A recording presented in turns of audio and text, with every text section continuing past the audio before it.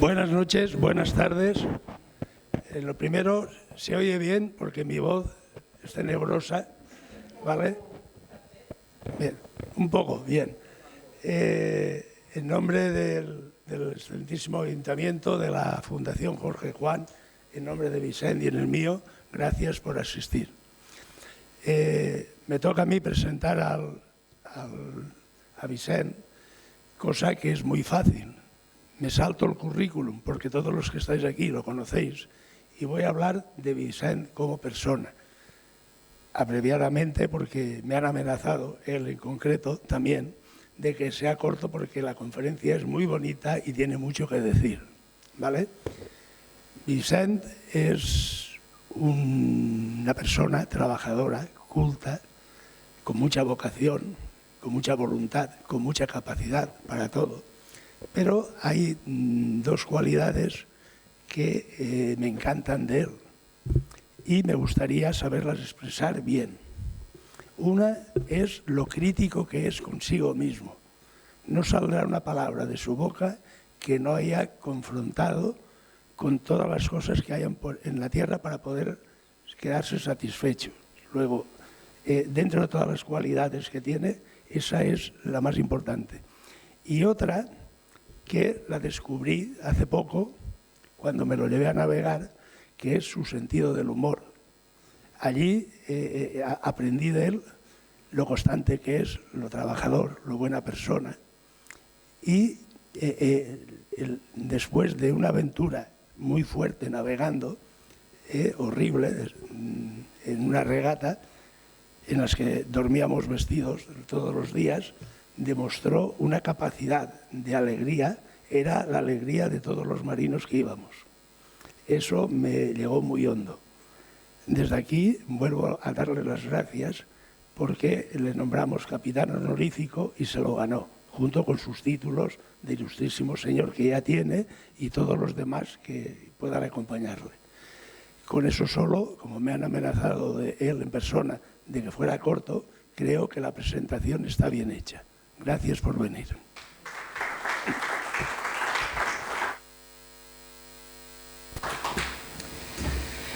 Bien, buenas tardes. Gracias, Vicent, por la presentación que me has hecho. Efectivamente, intentaste matarme en la regata, pero gracias a Dios todavía estoy aquí, pero lo intentó, eso lo puedo asegurar. Bueno, pues muchas gracias, como vengo diciendo, a todos, amigos, amigas, por haberme acompañado esta tarde en esta charla que vamos a dar sobre el siglo XVIII. Gracias a la Fundación Jorge Juan, a Graciela en su nombre, por haberme invitado a participar en estas jornadas en tiempos de Jorge Juan, jornadas ya muy emblemáticas en Novelda. Y gracias al Ayuntamiento, a Chimo, por haberme acompañado y haber cedido estas instalaciones. Bueno, sin nada más vamos a empezar, vamos a hablar de la construcción naval en el siglo XVIII. Y en primer lugar vamos a ver un cronograma de lo que vamos a ver. Vamos a hablar de una primera fase española con Gaztañeta y Autrán, la fase de Jorge Juan con Jorge Juan y los ingleses, la frase de Gautier, que es una frase absolutamente francesa, y la de Romero de Landa, que es la fase final y la fase del cénit español de la construcción. Bueno, pues vamos a empezar por la Armada Española a finales del siglo XVII. ¿Cuál era la situación naval en Europa? Para ponernos en contexto.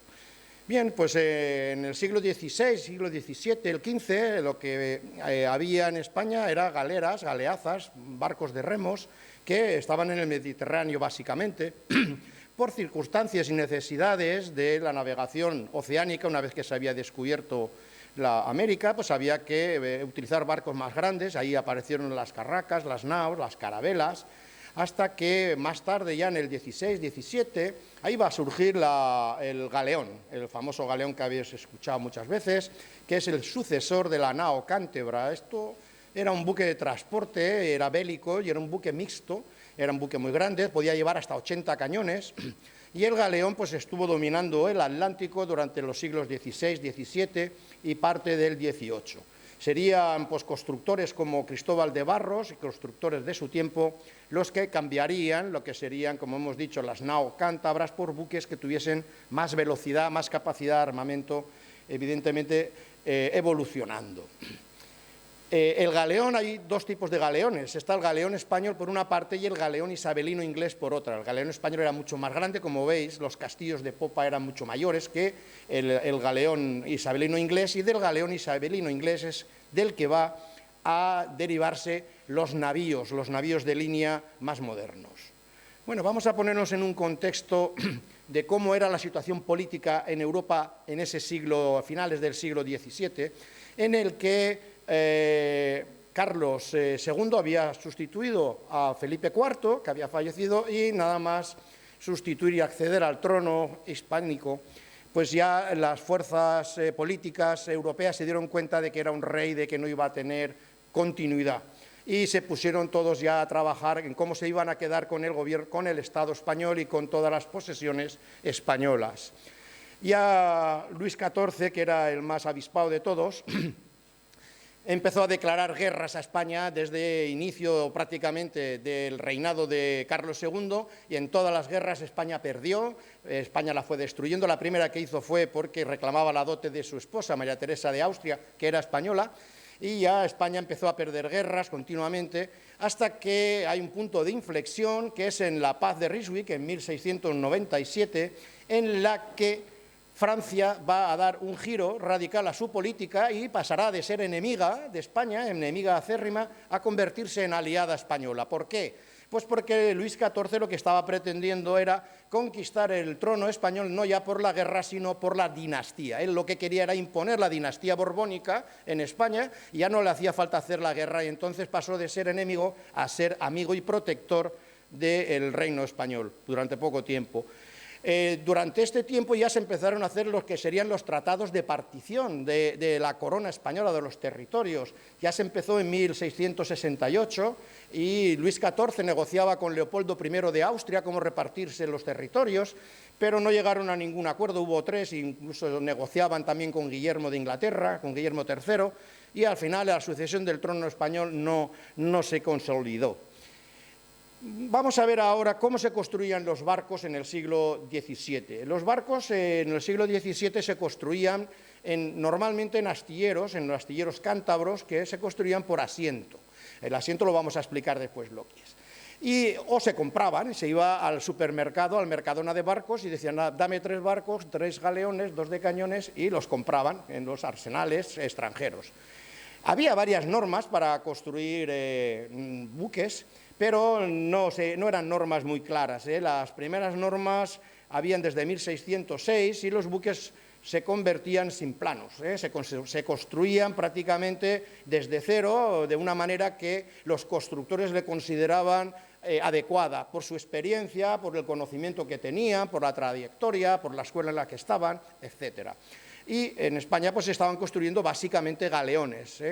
Los galeones tenían mucha carga, mucha fortaleza, mucha estabilidad, mientras que ya en Europa se estaban construyendo ya con planos desde 1650 aproximadamente. En Inglaterra, en las Provincias Unidas es lo que hoy es Holanda, eran Holanda, Zelanda, Utrecht, y ahí estaban los navíos de línea. Ya empezaban a desarrollar navíos de distinta estructura, porque tenían distintos objetivos. Ahí ya no tenían las necesidades que tenían los españoles, y ellos buscaban otras cosas. Bueno, como decíamos, después de que hubieran ordenanzas, la más importante, la de 1618, sería Gaztañeta, un gran constructor, el que publicó el primer sistema coherente de proporciones ya de un barco, es decir, cómo hay que construir un barco en lo que sería la fábrica, la fábrica de Reales, desde 1688, y ahí vamos a empezar a ver cómo construimos los barcos. Bueno, entonces la situación naval cambia a partir de 1650, como estoy diciendo, porque se producen las guerras inglesas, las guerras civiles inglesas. En Inglaterra hay 3, del 62 al 51, 62, sea, perdóname, el 42, el 48 y el 49. Entonces, en estas guerras, lo que los ingleses cambian es la estrategia de las batallas navales. Los españoles hasta ese momento estábamos trabajando con tácticas navales de abordaje, lo que vemos en las películas, que se acercaban los barcos y las tropas saltaban unas a otras y peleaban. Para eso necesitaban estructuras muy elevadas, necesitan barcos que cuanto más alto mejor, porque le tiraban a los otros que estaban abajo, mientras que los ingleses ya cambian a crear navíos con buques de vela con plataformas artilladas, o sea, con muchos cañones. Esto en las guerras anglo-holandesas se va evolucionando y, digamos, ya se van a crear nuevas flotillas de batalla, navíos más artillados, más modernos, mientras que los españoles, con una economía decadente, pues no podemos acceder a ese tipo de evolución y seguimos practicando el abordaje con barcos enormes de tres puentes. Bien. Los barcos se van a artillar, vamos a tener muchos cañones en los barcos, entonces era muy importante disponer de cañones. ¿Qué cañones se utilizaban básicamente en esos tiempos? El cañón de bronce. El cañón de bronce se fundía el bronce funde a unos 750 grados, mientras que el hierro es mucho más complicado porque se funde a partir de los 1200 a 1500 para trabajarlo. Entonces, como la tecnología siderúrgica del momento no permitía trabajar con esas temperaturas, el ministro francés Colbert impulsa la siderurgia francesa para poder fabricar cañones de hierro. Ya vamos a fabricar cañones de hierro que son menos estables que los cañones del bronce, pero sí que tienen más problemas de fisuras, tienen fisuras ocultas que hacen que un cañón pueda estallar, y estallar, bueno, se convierte en metralla y mata a todos los que están a su alrededor. Y además también cuando se ponen a disparar muy rápido no da tiempo a enfriarse, tienen temperaturas altas y cuando metían la pólvora también tenían riesgo de estallar, pero por contra pues tenían mayor potencia de fuego y podíamos armar barcos con muchísimos más cañones. En España estábamos en Liérganes, en la Acabada, trabajando en siderurgias de hierro, mientras que en Sevilla se trabajaba la siderurgia de bronce en ese momento. Todo está claro de que al final el hierro se va a imponer sobre el bronce y los barcos se van a construir a pesar del riesgo de las explosiones. Hay que decir claro también de que la evolución de las siderurgias es paralela a la evolución de las armadas, de las marinas, de los buques, porque los buques sin cañones era lo mismo que los cañones sin buques. Al final todo era uno que estaban metidos en una espiral. Bueno, pues vamos a ver, después de la Guerra de Sucesión, ya entramos en el siglo XVIII. La Guerra de Sucesión es la guerra que surge, como hemos hablado antes, por la falta de acuerdo entre las potencias europeas, en concreto Luis XIV y el archiduque austriaco, y lo que van a hacer, Leopoldo I, lo que van a hacer es entrar en una guerra, la Guerra de Sucesión. No vamos a entrar en la Guerra de Sucesión porque es muy complicada o todo lo que hay, pero aquí tenéis una idea de cómo ocurrió. Y en ese momento la Armada Española, pues hay 7 armadas. La Armada Española está difuminada en armadas regionales y todas se van a unir en 1714. Bueno, vamos a ver cómo eran esas armadas. Las armadas, ahí está es el Imperio Español. Como vemos, en el Imperio Español había que proteger hasta América con lo que era la Armada de Barlovento, la de Indias, la del Océano, la Armada de la Avería. La Armada de la Avería era una armada que se pagaba con un impuesto por los comerciantes para proteger sus propios barcos, y la del Mediterráneo. Y en los mares del sur estaba la del Mar del Sur y la de Filipinas. Bien, pues estamos ya en la Guerra de Sucesión y Luis XIV va a maniobrar para eliminar el poder naval español. Va a eliminar porque él busca concesiones comerciales. Él no se quería quedar con el trono español para nada, se quedaba por el dinero.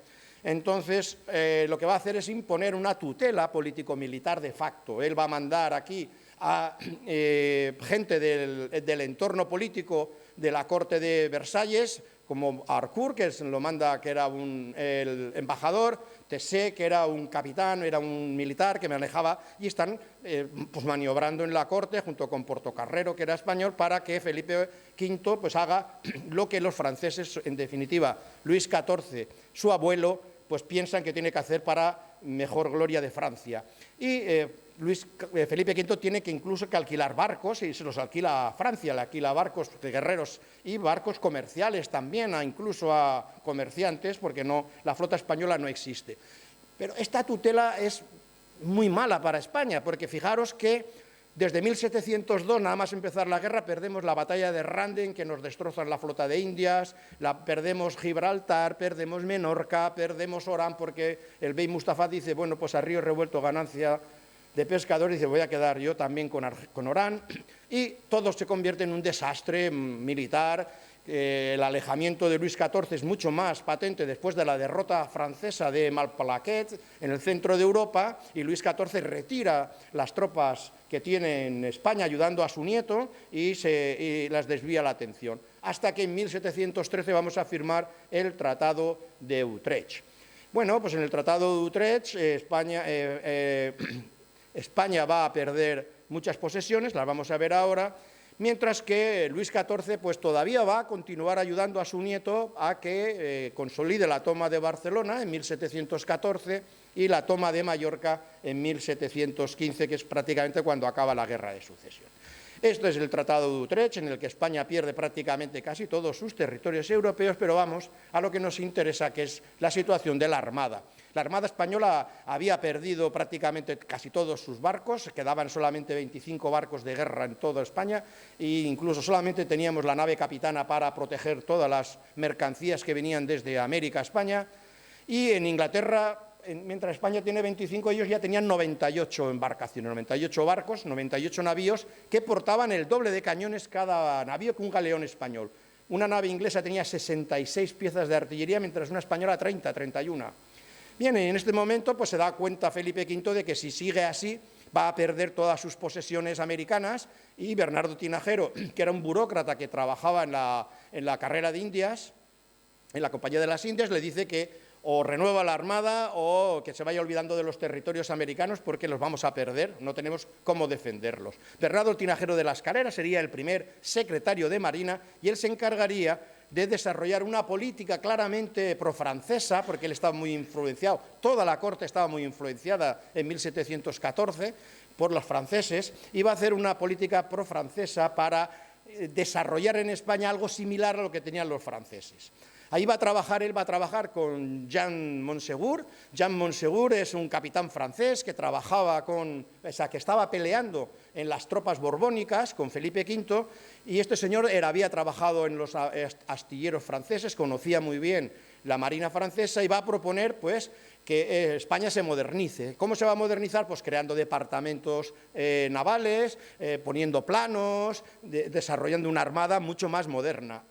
Para hacer esto se van a colaborar con Antonio de Gaztañeta, y este equipo de gente van a proceder a la modernización de la flota española con la unión de las armadas regionales en una única. Y ya empezamos en el primero de lo que estamos, que es con el inicio de la Armada. Antes voy a explicar cómo se construían barcos en el siglo XVIII. Bueno, los barcos se construían con astilleros. Posteriormente, en la segunda mitad del siglo XVIII, ya salen los arsenales. Jorge Juan es uno de los que crean todos los arsenales españoles, y cada arsenal tenía un astillero, pero cada astillero no tenía un arsenal. Digamos que hay dos maneras de construir barcos: construcción por asiento privado, construcción administración directa. Lo mismo que ocurre hoy en día. Hay que construir un colegio, que lo construyen una UTE de empresas que lo construyen y después me pasan certificados, les voy pagando, o me lo construyo yo, y después de que yo me lo haya construido, pues yo lo llevo todo y contrato ciertas cosas. Estos eran algunos de los constructores que había en su momento, los asentistas. Estos eran los que hacían realmente los barcos, pero los diseñaban otros constructores. Eran Boyer, Cambí, Arostegui, en fin, una serie de constructores. Vamos a ver ahora cómo es un barco. Yo presupongo que algunos lo sabréis todo, pero sobre todo Vicent, pero voy a explicarlo. Esto es un barco, la parte básica de un navío. Como veis, está apoyado con unas estacas, porque los barcos al principio se construían en playas, no se construían en diques. Eran playas o terrenos cerca de los ríos, y allí se empezaba y se levantaba la mole del barco. El barco, como veis, está formado por unas cuadernas que son diferentes, y esa es la forma. Y había que coger árboles, había que tener cerca de donde se estaban construyendo pues bosques, un río con suficiente calado para que la materia prima estuviese accesible a lo que estábamos haciendo. Esto es lo que es un barco. Vicent lo podría explicar mucho mejor. Lo que es, primero se construye lo que es la quilla, después la roda, después se construyen lo que son las cuadernas, que serían como las costillas, y después se cierra. el barco. Esto es, como vamos a ir a hablar después de cuadernas, pues esto es una cuaderna típica, no vamos a entrar en la definición de la cuaderna, pero se construían de poco a poco, se iban subiendo, siempre con formas hechas. Para los que no lo conozcan, la popa de un barco es la parte de atrás, la proa es la parte de delante, el babor de estribor, en fin, lo que interesa es la eslora, es lo largo que es un barco, hay dos esloras, la eslora total y después está la eslora de quilla. La eslora de quilla, como veis, es más corta porque sobresale el barco hacia adelante. Y después está la manga es todo lo alto que puede ser, todo lo ancho que puede ser el barco. Bueno, pues vamos a ver a Gaztañeta. Gaztañeta no sería el que realizaría el traslado, es el primero que lo va a hacer, era piloto de la mayor de la Armada, estaba supervisando asentistas, él era un señor que estaba destinado en la Armada del Océano. Él era un teórico constructor, él no era un constructor al uso, era teórico constructor y diseñaba barcos, sabía de construcción y para lo del momento era una personalidad muy importante, era una persona que tenía experiencia de navegación, tenía experiencia de cómo se manejaban los barcos y además tenía experiencia para diseñar barcos. Después continuarían Cipriano Autran y Jean-Pierre Boyer, que son franceses, que siguieron la línea de Gaztañeta, también como Juan de Beltrán y Lorenzo de Azueta. Os dais cuenta, la influencia francesa es bastante notoria en la navegación española de la primera mitad del siglo XVIII.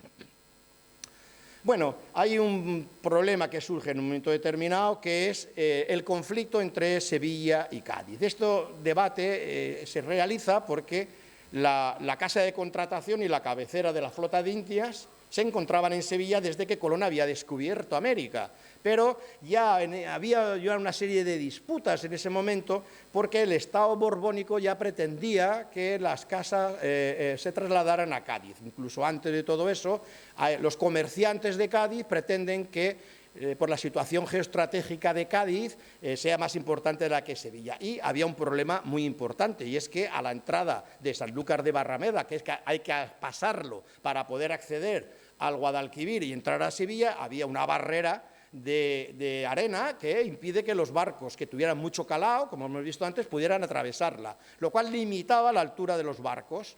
Entonces, Gaztañeta ya había diseñado, como hemos visto antes, en 1688, el arte de fabricar reales, en que ya había hablado de gálibos diferentes y lo que se pretendía es que los barcos tuviesen más calado y fueran más poderosos para poder darles mayor artillado y tener una mayor capacidad de lucha.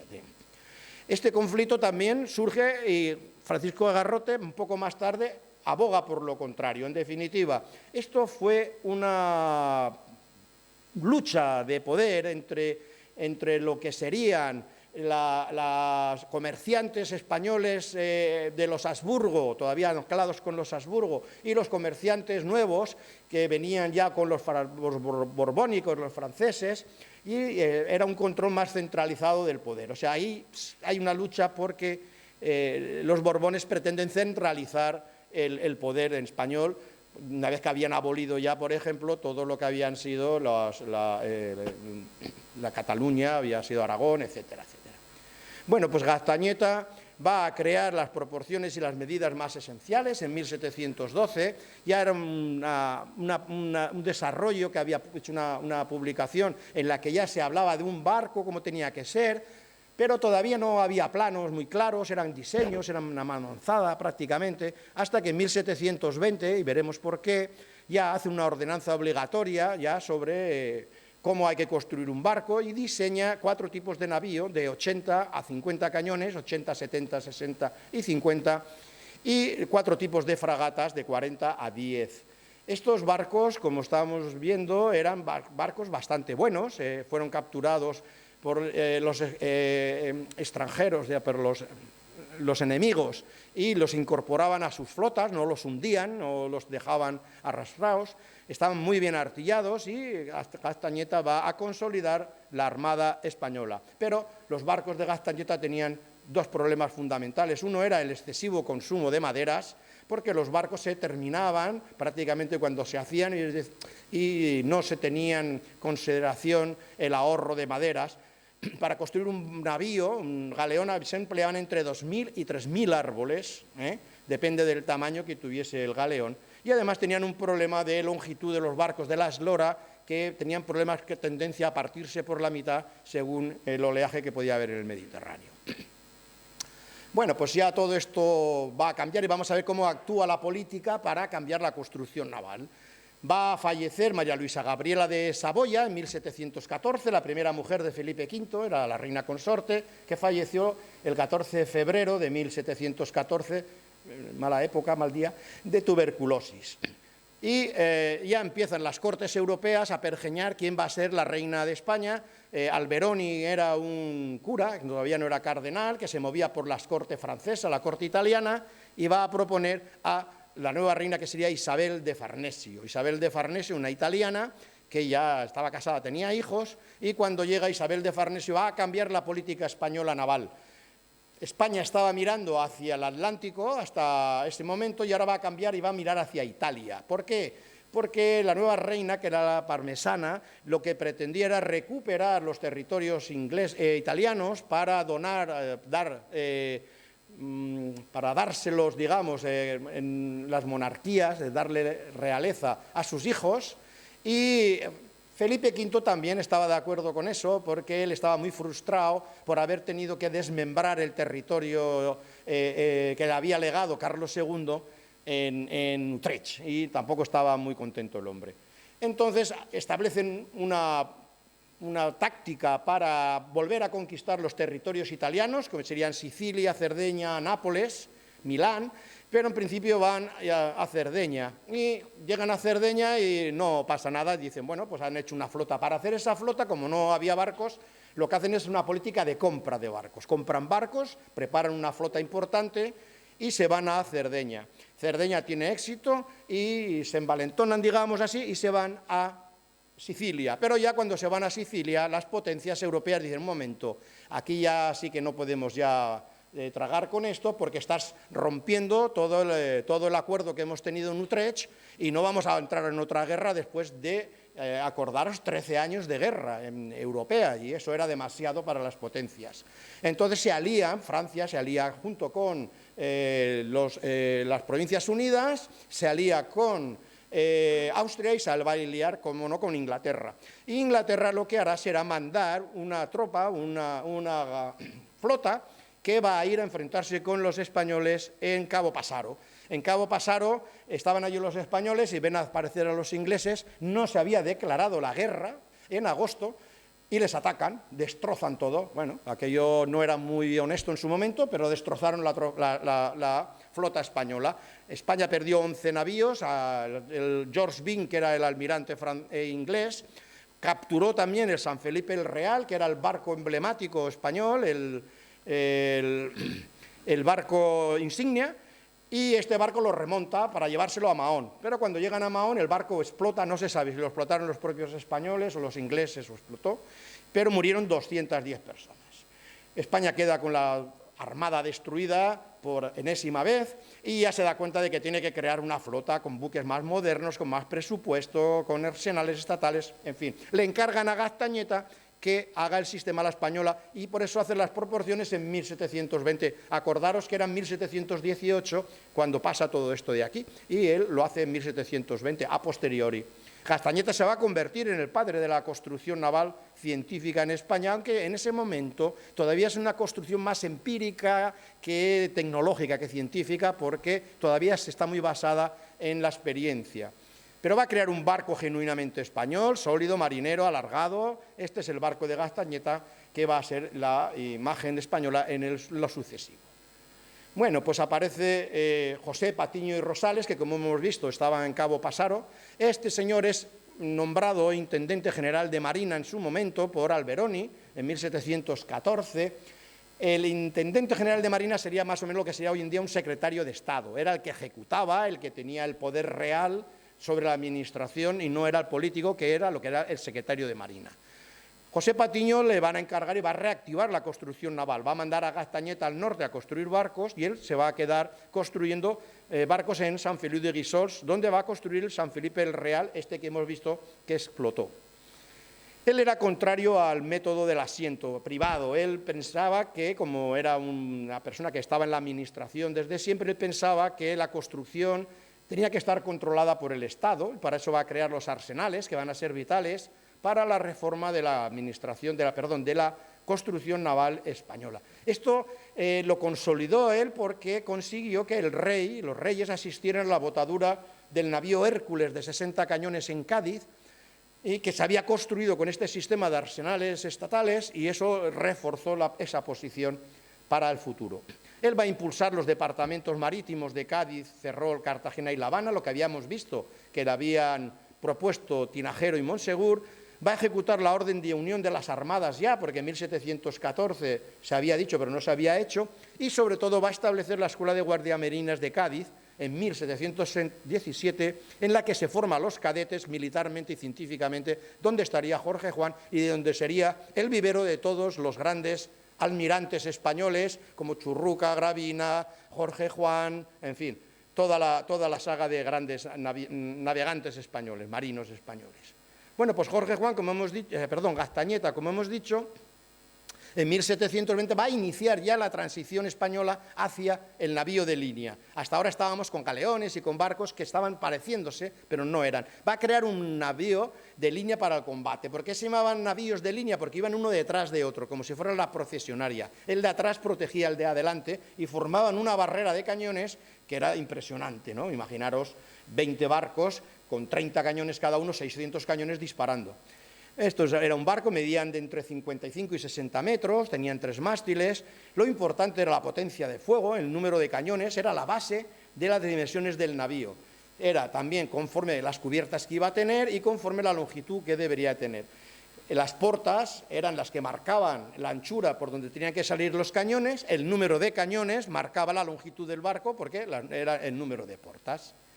Bueno, estos son los barcos que habían en su momento. De primera clase eran los que tenían más de 100 cañones y 3 pisos, los de 112, segunda clase, tercera clase. Bueno, esto es una clasificación de navíos, no voy a entrar en eso. Y esto es una formación de batalla de navíos de línea que, como veis, van uno detrás de otro. Bueno, pues la transición, ¿cuándo va a ser completada? No va a ser por Gaztañeta, va a ser por los franceses, por Autran. Autran nació en Tolón, él trabajaba en la base naval de Tolón, emigró a los astilleros españoles, antes emigraban muchos franceses de Tolón. Tolón está aquí cerca de Marsella, emigraban a San Feliu de Guíxols, y él vino con su padre, con Pedro d'Autran, a trabajar para Felipe V, y se enroló en este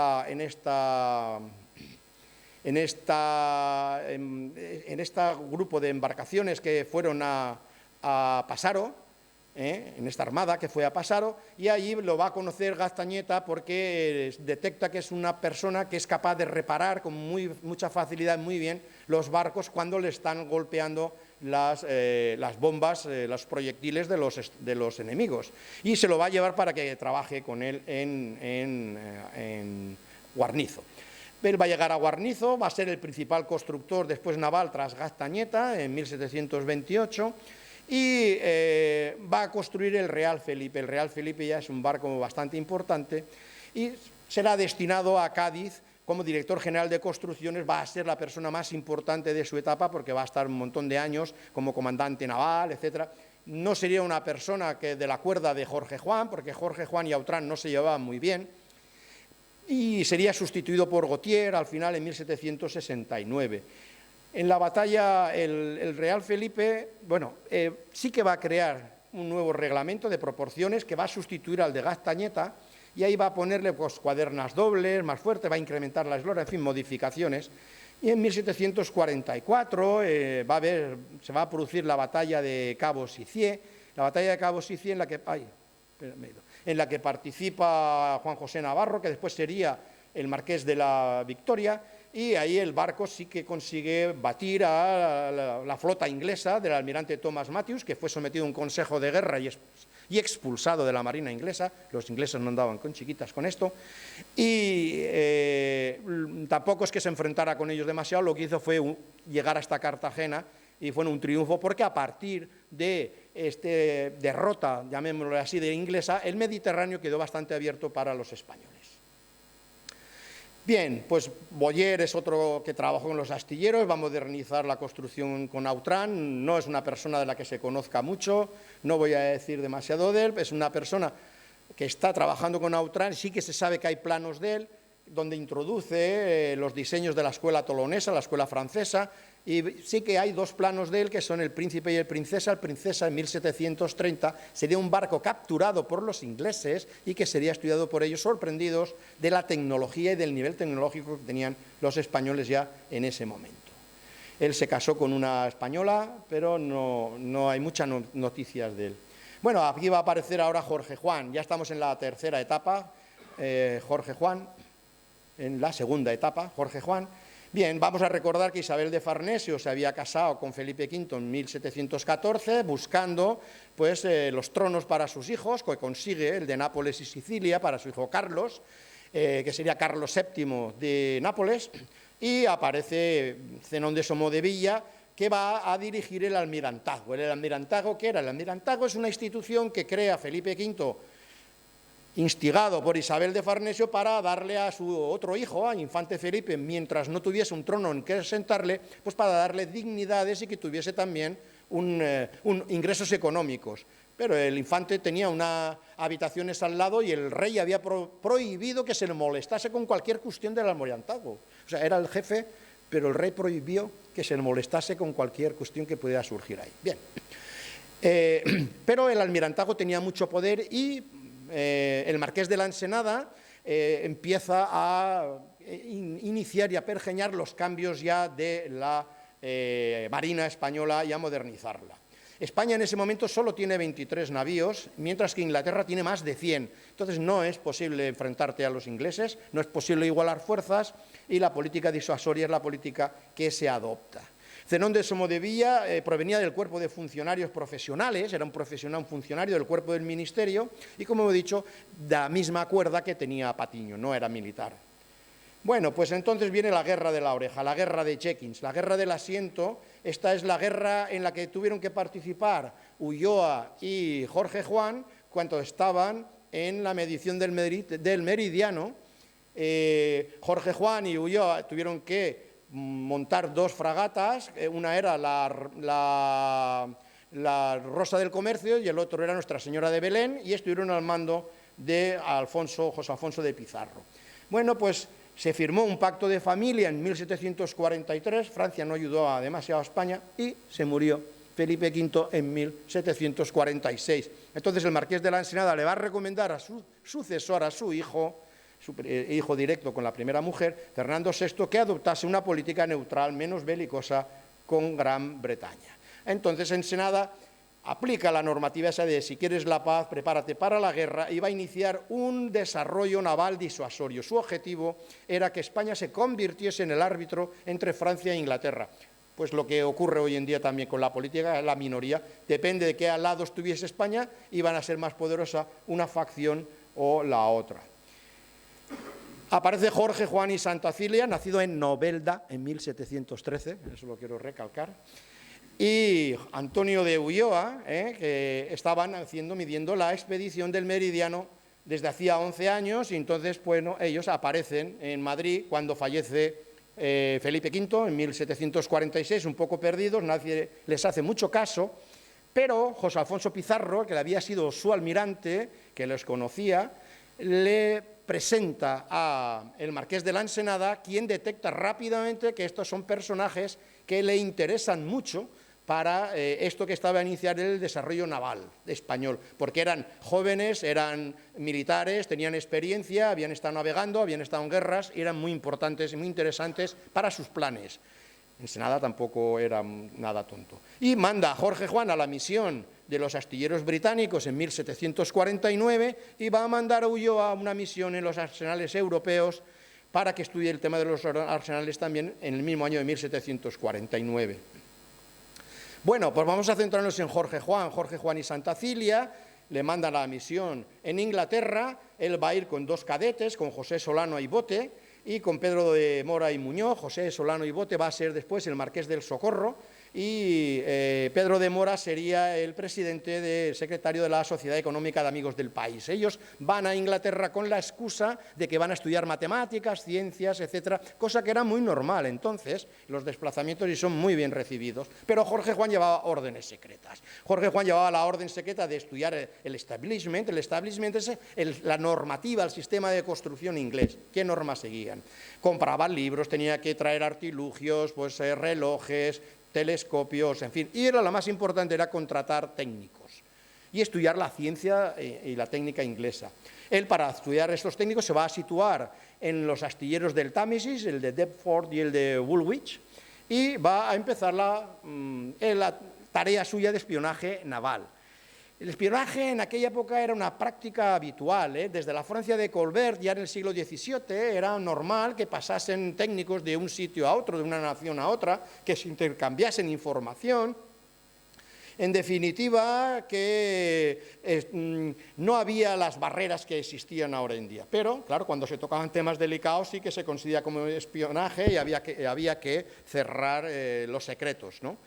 Entonces Jorge Juan tuvo que adoptar diferentes personalidades para poder hacer y llevar a cabo su trabajo. Él fue ayudado por el embajador Ricardo Wall, simuló que se llevaba mal con él también para no despertar sospechas, pero en definitiva adoptó varios personajes. El primero que adoptó fue Mr. Joshua. Este señor era un comerciante sefardí portugués que estaba por los arsenales, pues haciendo comercio. Después estaba Mr. Sullivan, que era un librero. Mr. Fugues era el personaje que firmaba los contratos con los constructores ingleses en nombre del rey español. Y después Monmort, que era el marinero que se fugó, que era Jorge Juan, después de 2 registros en el barco en el que estaba y no tuvo la suerte de que no lo pudieron pillar. Para sus contactos en Francia, él hablaba en Calais con un contacto, que un señor que se llamaba Pigol. Bueno, era el contacto con el que le mandaba las cartas y hacía estas cosas. Pero por las mañanas Jorge Juan trabajaba como científico. Él era admitido, llegaba a ser admitido como fellow, como correspondiente en la Royal Society, y su contacto social era ni más ni menos que Philip Stanhope, que era un grandísimo personaje reconocido por la ciencia inglesa. Y claro, imaginaros a Jorge Juan, pues eso, que iba a la corte inglesa, a la Royal Society y tal, y era reconocido como uno de los personajes, de los científicos más importantes de Europa en el momento. Bueno, pero Jorge Juan, ¿qué es lo que vio en Inglaterra? Pues el establishment, el sistema constructivo inglés, estaba imaginado mejor de lo que era real. En realidad, las investigaciones que están dando hoy en día los historiadores, ellos van diciendo de que, claro, el sistema inglés estaba estancado desde hacía muchos años. El sistema inglés, que estaba dictado en 1715 por Jacob Ackworth, pues ya estaba muy anticuado y ellos echaban de menos los avances tecnológicos de los franceses y de los españoles. Era algo incongruente, pero funcionaba muy bien todo lo que era la normativa inglesa, que era muy rígida, hacían barcos muy homogéneos. En fin, en definitiva, la ventaja administrativa y normativa de los ingleses funcionaba muy bien. Cobraban cuando tenían que cobrar, y los astilleros ingleses de privados pues tenían mucho interés en fabricar barcos, y entonces fabricaban muchísimos barcos. Va a aparecer con quién va a trabajar Jorge Juan, pues con un jesuita, Guillermo Lynch. Guillermo Lynch era un jesuita irlandés que ayudó a Jorge Juan a moverse por los ambientes de los arsenales británicos, porque le ayudaba a traducir documentos, actuaba de intérprete, le facilitaba el verse con los irlandeses constructores. Normalmente el rey puso como condición que los que viniesen tenían que ser católicos, pero bueno, con Bryan se saltaron eso porque era protestante. Pero en definitiva se buscaban los católicos. Los católicos eran sospechosos para el sistema inglés por definición. O sea, tú eras católico, eras sospechoso de generar problemas a la corona inglesa. Y se trajo a Ricardo Root, a Bryan, Matthew Mullan, David Howell y William Tarrant. Estos eran constructores que estaban trabajando en astilleros privados. No vamos a entrar en cada uno de ellos porque es muy largo de explicar, pero eran constructores de prestigio.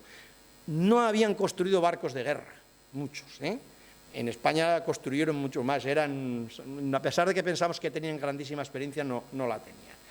Bueno, pues como decimos, ellos estaban trabajando, se trajo a 84 técnicos con sus familias, y eran técnicos, como digo, que trabajaban en los astilleros privados, que iban a coexistir con los públicos sin ningún tipo de problemas, a diferencia de los españoles, que los españoles estaban más interesados en aquel momento en los públicos. Estos constructores ingleses van a llegar a los 84, la mayoría, 64 de ellos, entre Cádiz y Ferrol, van a instalarse en el Ferrol, en Cádiz, pero no vinieron simplemente por altruismo, sino que vinieron porque les pagaban mucho más. Por ejemplo, Ruth le pagaban 5 veces lo que ganaba allí, eran 5 veces 55.000 reales, que equivalía a 5 veces el salario de un capitán de navío. Jorge Juan era capitán de navío y ganaba 5 veces menos que la persona que había contratado. También Edward Bryan, por ejemplo, ganaba 39.000 reales y les aportaban casa gratuita. En fin, al final ellos venían a España ¿a qué? Venían a construir barcos de tipo ingleses, ellos eran ingleses y no sabían hacer otra cosa.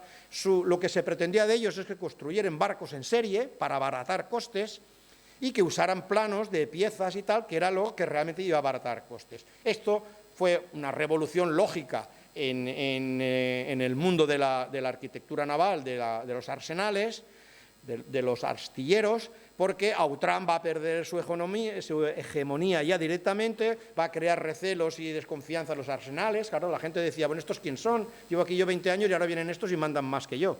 Y había problemas de idiomas para transferir el entendimiento de lo que querían decir, tenían que tener traductores. Todos estos técnicos al final se casarían en España. Ruth se casó y hizo con Turner, se integraron en la sociedad ferrolana, hicieron allí una comunidad anglosajona, como pues, puede ocurrir aquí hoy en día en Alicante y en muchos sitios, y los demás, pues Milán se quedó en Cádiz, después se iría a La Habana, en fin, quedaron integrados en la sociedad española. ¿Cómo era un barco de navío a la inglesa? Pues lo más principal de los barcos ingleses eran las cuadernas, lo que hemos visto que son como las costillas del barco, que los españoles construíamos de una única pieza y los ingleses lo hacían con muchas piezas enlazadas, como un puzzle. Esto ahorraba madera, aprovechaba restos, optimizaba costes y mejoraba el arbolado. El arbolado, veis que tenéis una figura de un árbol que se podía encajar con el de la cuaderna, había que buscar árboles que fueran así. ¿Cuál era el problema? ¿Por qué los ingleses trabajan con este tipo de cuadernas que van enganchando? Porque ellos lo copian de los holandeses. Los holandeses tienen pocos árboles y tienen que agudizar el ingenio y desarrollan este sistema de construcción modular. Después lo copian los ingleses y después lo van a traer los ingleses a los españoles, que ya estamos teniendo problemas de arbolado en España importantes para poder desarrollar la construcción naval. El primer barco que se hizo a la inglesa fue el Septentrion de 1751, lo se hizo en Cartagena por Bryan. Era un barco de transición, no era un barco típico del modelo, estaba armado con 68 cañones, pero tenía una potencia de fuego superior a los 70 anteriores. Estaba construido con la idea del diseño del Culloden, que era un barco que estuvo viendo Jorge Juan en Inglaterra, de 74 cañones, y lo estudió Jorge Juan allí, en los arsenales, pero lo dotó de características únicas. Bueno, en definitiva, la aportación inglesa, ¿cuál era? Piezas más pequeñas, clavillas de madera. Esto es muy importante porque los españoles utilizábamos clavillas de hierro y el nivel del enfrentamiento que posteriormente ocurrió fue por estas clavillas de madera que traían los ingleses. Eran barcos más redondos y más estables y con planos más elaborados. Pero, como todos los capitanes de los navíos que hacen las pruebas, el test, ellos salen con los barcos, lo que tienen que detectar y dar la información es que pues, los barcos no se habían conseguido estandarizar en ese momento. ¿Por qué? Porque los 4 primeros barcos que se fabrican son diferentes. Se les dice a los constructores que hagan 4 barcos de 70 cañones, e hicieron barcos desde 68 a 72 con longitudes diferentes y con arqueos diferentes, con lo cual la estandarización no iba. Y se hace una junta de constructores en Madrid en 1752, promovida por Jorge Juan, ordenada por Ensenada, en la que va a reunir a los constructores ingleses, a los capitanes de los navíos, a Cipriano Autrán. Jorge Juan no era un constructor naval experto, él era un teórico, era un diseñador, era un científico extraordinario, pero tenía una autoridad muy grande y aplicó la nueva normativa y la impuso a que todo el mundo, los españoles, los ingleses, todos, tuviesen una única normativa para desarrollar los barcos al estilo Jorge Juan, diríamos, más que el estilo inglés. Él va a aportar sus conocimientos científicos y va a aportar todos los avances técnicos de la teoría de hidráulica y de la teoría que él aportaba de hidrodinámica y de aerodinámica científica y a los barcos. Los defectos que se ofertan, pues aquí lo tenemos. Ellos detectan falta de fortificaciones, problemas de ligazones, en fin. Pero los barcos españoles se ve que tienen mejor navegación, tienen gran calidad de las piezas y una cosa muy importante es que las piezas que se fabrican se pueden guardar en almacenes y utilizar después. Esto en realidad es casi el inicio del control de calidad, ¿eh? Esto ya es un avance administrativo en España que no lo teníamos, lo tenían los ingleses, y esto es casi el control de calidad que se hace porque los barcos se testan. De aquí va a salir el sistema inglés, hispano-inglés, o de Jorge Juan, y en la década de 1750-1760 se van a construir 50 navíos de 60-74 cañones y 24 fragatas. Esta sería considerada la década de oro de la construcción naval española. Ahí tenéis el Neptuno para que lo veáis. La mayoría de los asentistas que construyeron estos barcos eran de origen vasco o cántabro, ya hemos dicho que no eran los constructores, y hay un personaje que no podemos olvidar, que era Juan Fernández de Isla, era un empresario asentista muy amigo de la Ensenada, protegido de él, que era el que proveía las maderas, el hierro y las manufacturas. No se podían hacer muchos más barcos porque había momentos en que se planificaba hacer 10 barcos, pero no había materia prima para hacerlos todos y a lo mejor se construían solamente 5. Este es el principal proveedor de la madera, como hemos dicho. Bueno, ¿y todo esto qué ocurre? ¿Qué pasa? Pues que los ingleses ya se preocupan. Se preocupan porque ven que realmente el alza del poder naval español es una realidad y que los barcos que está construyendo Jorge Juan son mejores que los suyos, casi mejores, y que está creando una grandísima flota. España ya tiene 80 navíos, ya es una potencia importante. Y entonces pues mandan a Benjamin King a intrigar. Algo que los ingleses hacían muy bien, que era intrigar en las cortes y manipular todo el poder desde dentro. Entonces mandan a King, que se pone en contacto con el duque de Huéscar. El duque de Huéscar era Fernando de Silva y Álvarez de Toledo, más tarde sería el duque de Alba, que junto a otros nobles de la corte española van a destruir la imagen de Ensenada. No solo por lo naval, sino porque ellos estaban también muy fastidiados por el tema del catastro, por el tema de que le estaba metiendo impuestos, iban más por ahí, van a perder los privilegios nobiliarios y hacen caer a Ensenada. Ensenada va a caer y con él va a arrastrar a Jorge Juan. Ensenada es apartado, desterrado en Granada, la construcción naval se va a estancar, se va a cambiar el modelo de Jorge Juan, en definitiva a la larga, y Benjamin King podrá escribir una carta a Inglaterra diciendo ya no se construirán en España más barcos contra Inglaterra, con lo cual daba por finiquitada su labor de destrucción del poder naval español. Bien, vamos a pasar al tercero ya, que era el sistema constructivo francés, ya Gautier y Olivet. Bueno, ¿qué es lo que ocurre? Pues cuando cae Ensenada hay que nombrar un nuevo ministro de Marina y secretario de Marina, que va a ser Julián de Arriaga. Julián de Arriaga, Bailío de Arriaga, él era un ministro que se suponía que iba a estar de transición, pero quedó durante 22 años. Bueno, una vez que había destruido a Ensenada y a Jorge Juan, los otros, él no, se puso a trabajar para finalizar con la red de clientes de Ensenada. Ensenada había tejido toda una red política, como ocurre siempre. Jorge Juan va a perder su influencia sobre la construcción naval y se cambiará al sistema francés. Fernando VI no va a poner ningún problema porque Fernando VI va a mantener su política pacifista, la que ya le había recomendado en Ensenada, y con la reducción de gastos, el estancamiento de la construcción naval, las cosas funcionaban bien. Junto con Jorge Juan y con Ensenada también caería Juan Fernández de Isla, que le meterían también además un proceso judicial por estafa, en fin, le amargaron la vida. Bueno, pero también va a fallecer Fernando VI. Fernando VI va a fallecer y va a llegar Carlos III. Carlos III, que era Carlos VII en Nápoles, era, como Fernando VI no tiene hijos, era el hermanastro, el sucesor, y entra en España. Viene a España como rey y él sí que va a dar un cambio radical en la política exterior española contra Inglaterra. ¿Por qué? Él era anglófobo, porque Edward Vernon, el almirante inglés, el de Cartagena de Indias, lo que hizo fue bloquear Nápoles porque él pretendía ayudar a los españoles en la guerra de sucesión austriaca y le dijo que si se movía de Nápoles, bombardeaba Nápoles y lo destruía. Le hizo callarse, meterse y Carlos VII quedó muy humillado, le pareció aquello pues una ofensa para él y se la juró a los ingleses. Y cuando llega a España, va a llegar a España en 1759 y Francia e Inglaterra están en guerra ya desde 1756.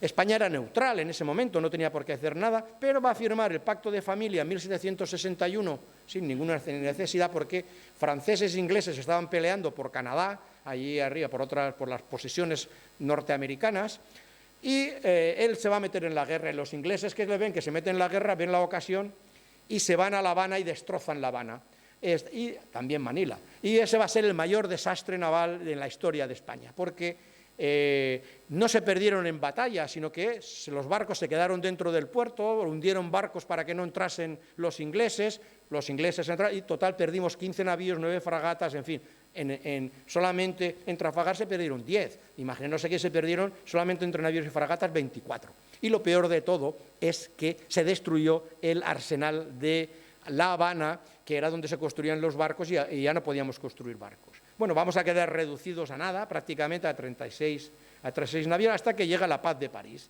En la Paz de París, pues Canadá y los territorios indios y Luisiana Oriental se entregarían por los franceses a Inglaterra. España va a perder la Florida y a cambio le van a dar la Luisiana Occidental a los franceses como compensación, lo que es Nueva Orleans. Ahí sería, el primer gobernador sería Ulloa, de este territorio, del territorio de la Florida, y Gran Bretaña se va a consolidar como la primera potencia colonial del mundo. Y a los españoles y los franceses se van a pergeñar, se van a mancomunar para decir que a partir de ahora van a recuperar sus marinas y van a destruir el imperio inglés. Así que Carlos III y Luis XV ponen en contacto a sus ministros, a Grimaldi y a Choiseul, y acuerdan crear un eje franco-español para poder hacer una flota lo suficientemente importante para oponerse a Inglaterra y destruirla o invadirla, que querían invadirla en 1765, cosa que no llegaron a hacer. Pero había que construir barcos y hacer una flota que se entendiesen entre ellos. Y Grimaldi le pide a Choiseul que le diga, bueno, no tengo constructor naval ahora porque Jorge Juan está en desgracia, en este tiempo ya, en 1765, y le manda a François Gautier-Oliver. François Gautier es un personaje muy controvertido dentro de la construcción naval española. Hay gente que lo considera que es gente como Sánchez Carrión, que es gente muy importante, y otra gente que no lo considera tanto. En definitiva, era un ingeniero francés que había nacido en Tolón. Él no era experto en construcción naval, porque para construir, para que te dieran el título en Francia, digamos el título, había que estar 10 años demostrando que estabas construyendo barcos, si no, la patente del Ministerio de Marina no te la daban de constructor. Pero él había estado en la corte parmesana con Fernando, el hijo del rey Carlos III, y sabía manipular muy bien por la política, y lo mandaron a España. Él estaba apoyado evidentemente por Choiseul, que era el ministro francés, y por Ossun, que era el embajador de Francia. Él traía ideas ya de la Ilustración francesa, pero en definitiva, él más que un constructor naval era más un político ordenancista. Él sabía mucho de ordenamientos, de organización, etcétera. Él va a llegar a Cartagena en 1765 y pasará a Guarnizo en 1766. Y cuando llega a Guarnizo, ¿qué pasa? Pues cuando llega a Guarnizo se enfrenta con todos los constructores ingleses porque pretende sustituir los métodos ingleses con un nuevo modelo francés de un barco de 70 cañones, priorizando la velocidad. Él va a paralizar la construcción de 6 navíos de Manuel Zubiría, que los estaba haciendo allí, se van a perder las maderas, él va a reclamar que le indemnicen. Y veis, no sé si se ve bien, dónde está Guarnizo, está en Santander, para que tengamos, porque muchas veces hablamos de Guarnizo, pero no sabemos ubicarlo en el mapa. Y desarrolla una feroz crítica al sistema inglés, va a rechazar las clavillas de madera. De hecho, ya se estaban eliminadas desde antes, 1763, pero él está en eso. Muestra una gran hostilidad sobre Jorge Juan, los constructores, a Ricardo Ruth no, porque ya había fallecido el pobre en 1761, y va a emitir informes negativos de todos los métodos anteriores de los últimos 60 años. Él va a decir que todo lo que se había construido en España no servía para nada. Al final, el método de Gautier se va a adoptar en 1767 por la Secretaría de Marina. Pero esto hace un gran revuelo, y hace un gran revuelo total que obligan a Arriaga a que diga, oiga, los barcos que estábamos haciendo son mejores que estos. Y aquí tenemos un modelo a la izquierda, que es el modelo de Jorge Juan, el modelo inglés, marcado ahí para que veáis que se distingue porque tiene una traviesa inclinada, y los otros modelos, el San Juan Nepomuceno lo tiene recto. Entonces van a comparar dos barcos, el San Genaro de 74 cañones con el San Juan Nepomuceno de 74, y se van a contrastar por capitanes ambos, por especialistas capitanes ambos sistemas, y se va a llegar a la conclusión de que los barcos construidos por el San Genaro son más robustos y más estables que los creados por el sistema de Gautier. De hecho, Arriaga va a ordenar que se construyan con el tipo del San Genaro, que se construyan en La Habana los barcos de 64 cañones. Pero Grimaldi va a presionar para que el modelo de Gautier se imponga por su compatibilidad con el sistema francés.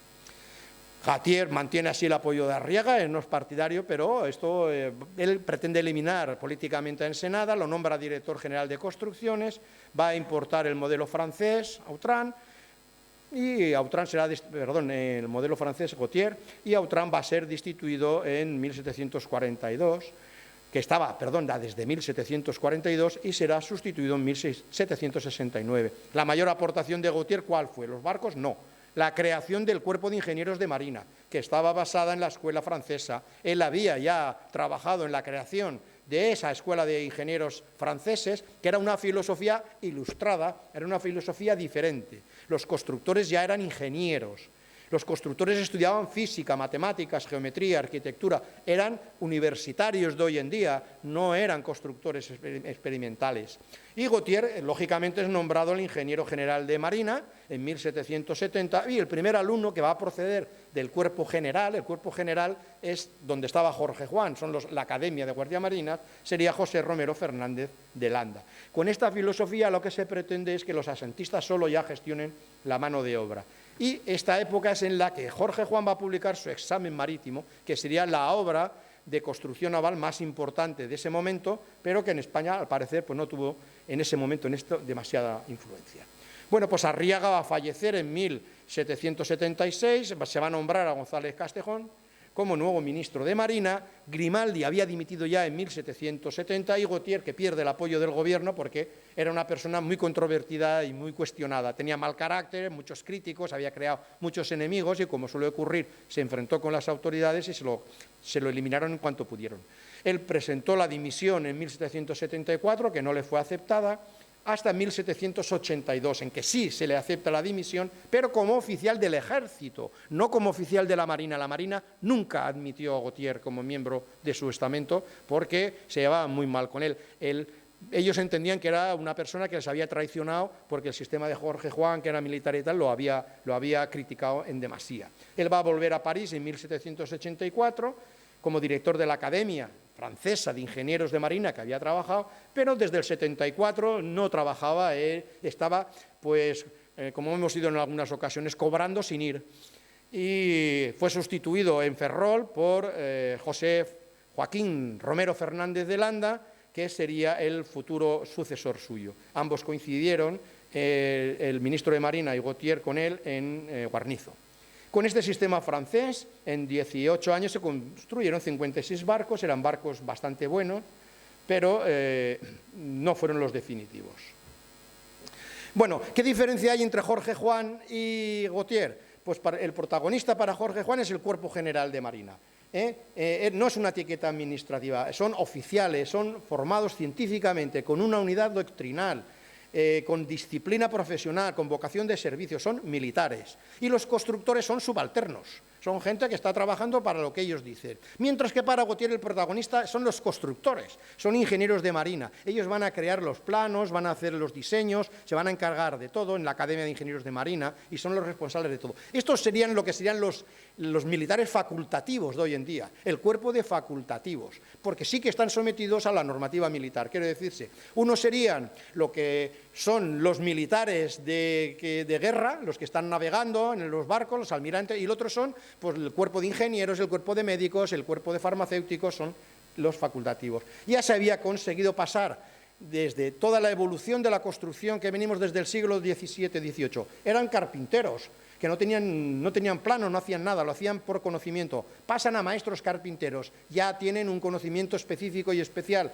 Después son maestros constructores, ya tienen planos, ya tienen una manera de construir y después ya son ingenieros. Bueno, vamos al CNI de la construcción naval española. ¿No os estáis aburriendo? ¿O hablo demasiado? Pues ya a esta velocidad, ¿no? Bien. Bueno, pues como estábamos hablando, José Joaquín Romero y Fernández de Landa ingresó en 1754 en la Escuela de Guardiamarinas con Jorge Juan. Jorge Juan rápidamente lo detecta y ve que es un personaje muy interesante para él porque había ganado 3 certámenes de matemáticas. Había ganado un certamen de análisis, otro de cálculo diferencial, geometría sublime, mecánica, navegación teórica. Es un cerebro, un genio. Jorge Juan lo detecta enseguida y establece una relación con él especial. Es tan especial que le envía 18 cartas desde 1760 a 1771. Tiene una relación muy especial. Él está navegando y haciendo cosas por ahí hasta que en 1765 le van a mandar a Guarnizo con Gautier. Que lo que hemos visto allí, él va a trabajar con el sistema inglés, con el sistema francés y va a aprender los 2 sistemas. Motu propio, él por iniciativa personal, va a ingresar en el cuerpo de ingenieros de marina. Y él ya conoce bien los 2 sistemas ingleses y el sistema francés, había estudiado en la Academia de Guardiamarinas el sistema inglés con el propio Jorge Juan y con Gautier había estado trabajando en Guarnizo. Y por lo tanto, cuando Gautier dimite, ¿quién era el mejor sucesor para Gautier? Pues era José Joaquín Romero y Fernández de Landa, que sería nombrado nuevo de ingeniero general. Y a partir de 1784 ya crea un nuevo programa de construcción naval, un nuevo reglamento de maderas, va a producir artillería propia. Antes los españoles estaban comprando cañones fuera. Imagínate que entre 1775 y 78, en 3 años, habían comprado 4.500 cañones a Escocia. Y entonces España tiene que construir sus propios cañones. Bueno, y por fin a España tiene una alegría. La alegría la tiene en el Tratado de Aranjuez, que es cuando se desata la guerra de las 13 colonias entre las colonias de lo que sería Estados Unidos, las colonias americanas, inglesas, y Francia entra en la guerra en 1778 y España enseguida después en 1779. Siempre se ha reconocido a Francia, pero España colaboró muchísimo. Entonces sí que van a conseguir esta vez derrotar a Inglaterra. Lo van a conseguir derrotar, pero no por enfrentamientos navales intensos. Lo consiguen derrotar porque se cargan la infraestructura, atrapan convoyes, cogen un convoy con 50 navíos que llevaban las armas, que llevaban dinero, que llevaban pertrechos para las tropas, que es más importante que el galeón de Navía que había cogido Anson anteriormente, se lo llevan a Cádiz, les ponen trabas, en fin, les van minando tal que Inglaterra no puede tener tantos frentes y al final va a perder la batalla. Incluso que los españoles también, en Pensacola y en muchos sitios, están apoyando a los norteamericanos, que eran en aquella época, en fin, que derrotan a Inglaterra, que se va a centrar ya más en los territorios de Asia y en los territorios de África, donde hay menos competencia con Francia y con España, a pesar de que Inglaterra seguirá siendo la primera potencia mundial en navegación, no lo va a dejar de ser, pero la consecuencia de esto es que va a verse obligada a darle las independencia a las 13 colonias de Estados Unidos, va a recuperar Menorca en 1782, después la perderá otra vez en 1798 hasta el 2002, pero bueno, y recuperará Florida. Con Gibraltar, que era lo que le interesaba, no lo pudo conseguir. Así que durante esta guerra España sí que detecta que sus barcos no están a la altura de los ingleses, tienen deficiencias. Los navíos ingleses son más rápidos, ¿por qué? Porque están forrados con cobre desde 1761 y además tienen más cañones, tienen mejor hidrodinámica que los españoles, pero España esta vez reacciona rápidamente. Y va a coger en 1780 y va a empezar a forrar con cobre los navíos y va a disminuir el peso de los navíos y los va a artillar más. Entonces, con el estilo de Romero de Landa se va a construir el San Ildefonso. El San Ildefonso es un barco de 74 cañones y 2 puentes, que sería un modelo para los ildefonsinos después, una serie de barcos que se construirían, barcos muy buenos. Y el Santana, este barco lo que hacía era ser más rápido, y el Santana era un barco para que tuviese más poder de artillería. Este era ya un navío de 3 puentes con 114 cañones, que hemos visto es de primera categoría, y ambos navíos son considerados excelentes. Julián Martín de Retamos es un estudiante que está estudiando en la Escuela de Ingenieros de Navales y va a escribir un manuscrito que se llama España feliz por su marina o nuevo método de construcción naval, y va a aportar ideas para que Romero de Landa construya el San Ildefonso. ¿Con qué? Pues mira, va a reducir el peso, va a emplear maderas de pino, que son menos pesadas que el roble, que además tiene la ventaja de que cuando son impactadas por un proyectil, las astillas son menos peligrosas y menos malas que las del roble. Va a volver a usar las clavillas de madera de Jorge Juan en la parte de la obra muerta, en la parte de arriba. Reduce el velamen, el aparejo, en fin, afina las tropas. ¿Qué es lo que va a hacer? Buscar más estabilidad, más velocidad, más maniobra. En definitiva, lo que se hace hoy en día. Por ejemplo, esto es un barco de la Ocean Race, que lo que pretende que es correr mucho, y todo lo que no es necesario se elimina del barco. Solamente se iban a llevar las cosas que eran necesarias para que el barco pudiese navegar más rápido. Este hombre va a suceder a Romero Fernández de Landa en 1794, que se dedicará Romero de Landa a otras cosas, y va a construir el navío El Montañés, de 2 cubiertas, 74 cañones, que va a superar al de Romero de Landa. Es un barco impresionante, yo quiero que lo veáis y veréis que es un barco precioso, es un barco realmente bonito. Hay otros barcos que se construyen, como el Neptuno y el Argonauta, ya de 80 cañones, y estos van a ser la cúspide de la ingeniería naval española. Estos van a ser considerados los mejores navíos construidos en el siglo XVIII en toda Europa. Quiere decir, España no tenía el mayor número de navíos, pero sí tenían los mejores técnicos y los mejores diseños. Los mejores navíos que se construían en el mundo los hacían los ingenieros españoles. Y eso no hay que olvidarlo. Bueno, ahora vamos a ver el Trinidad, porque el famoso Trinidad, aunque sea por encima, porque si no saldrían las preguntas. En 1769, el llamado el Escorial de los Mares fue el único navío del mundo en ese momento de 4 puentes. Después sí que hubo otros navíos de 4 puentes, uno que era el Comercio de Marsella, que se quemó. Pero este tenía al principio 3 puentes, 3 cubiertas, y se remontó a una 4ª. Se había construido en La Habana con los planos del sistema inglés de Matthew Mullan, que era uno de los que llegó con Jorge Juan, que se fue allí, y lo terminó su hijo Ignacio porque él falleció. Los técnicos, ¿qué dicen? Pues los técnicos dicen que no era un barco realmente del sistema de Jorge Juan, porque era un barco que se apartaba del ideal de Jorge Juan porque era demasiado grande. La dotación de un barco llevaba 1.300 personas, imaginaros 1.300 personas metidas dentro de un barco. Entonces llevaban muchos pertrechos, llevaban armas, llevaban muchas cosas, y eso aumentaba mucho el peso. El barco pesaba demasiado, estaba construido con maderas de caoba y todo, muy pesadas, muy densas, y era muy lento. No podía seguir a la flota, sino a la flota tenía que estar esperando y la retrasaban. Tenía problemas de estabilidad, los cañones de abajo no podían disparar porque se movía y le entraba el agua, mala maniobra, en fin. Era un barco que era un portaaviones, que prácticamente era un barco emblemático, era un barco que cuando lo veían el resto de las tropas asustaba, pero realmente no era tan eficaz, y se hundió en Trafalgar en 1805. Antes de este navío, en España solamente había 3 navíos de 3 puentes, uno era el Real Felipe, que lo habíamos visto, y este era Santísima Trinidad, y después se construyó el Purísima Concepción, pero había muy pocos porque eran barcos que se salían del esquema.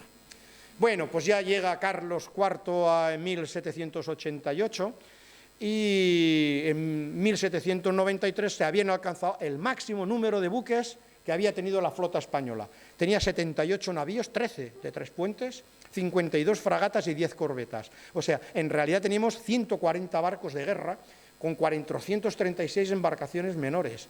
España había alcanzado el cenit del número de barcos que tenía y la calidad constructiva, pero tuvimos la desgracia de que se va a ejecutar en enero de 1793 a Luis XVI en Francia, y esto va a disparar la guerra entre Francia y España, una guerra en que Francia vuelve a derrotar, España se alía con Inglaterra y Francia vuelve a derrotar a España, pero España e Inglaterra habían destruido parte de la flota francesa en Tolón, pero los ingleses pusieron condiciones draconianas, no me extraña, y España al final tuvo que claudicar y firmar el Tratado de San Ildefonso en 1796 con Francia.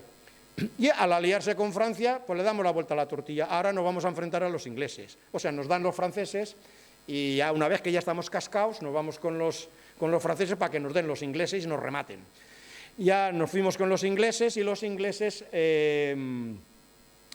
se van a luchar contra los españoles, digamos, todo el Atlántico, y en la batalla de Cabo San Vicente van a producir una destroza en la flota española muy importante. Ahí estaba la flota al mando del almirante Luis de Córdoba, que sería por ello enjuiciado, se le hizo un juicio sumarísimo y expulsado de la Armada por la pérdida del Cabo de San Vicente. España, cuando firma con el Tratado de San Ildefonso, le tiene que regalar navíos a Napoleón, que era el que estaba en Francia, porque Napoleón se quejaba de que le había destruido parte de su flota en Tolón, y España tiene que regalarle navíos que los franceses se los quedan, le cambian la bandera, le cambian el nombre y se los quedan ellos.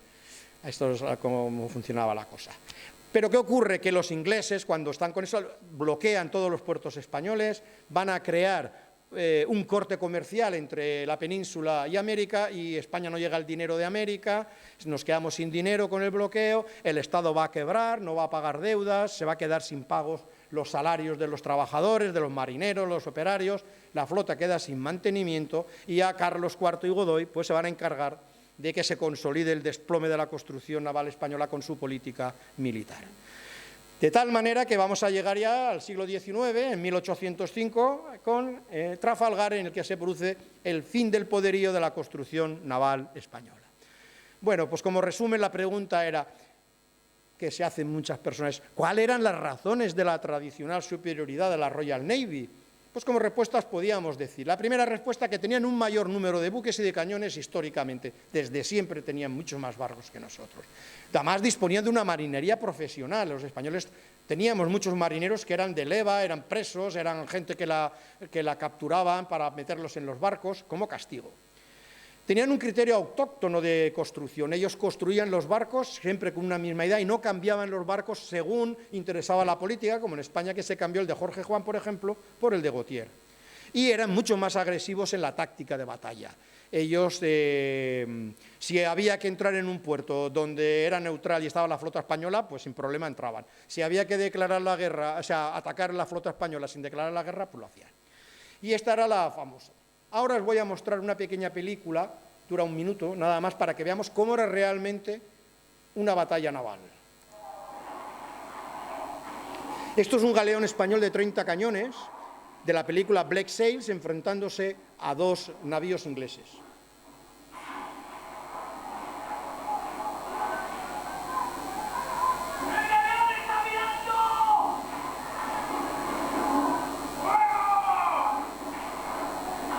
Eso es lo que pasaba en un barco de verdad. Para que os imaginéis lo que era una batalla naval.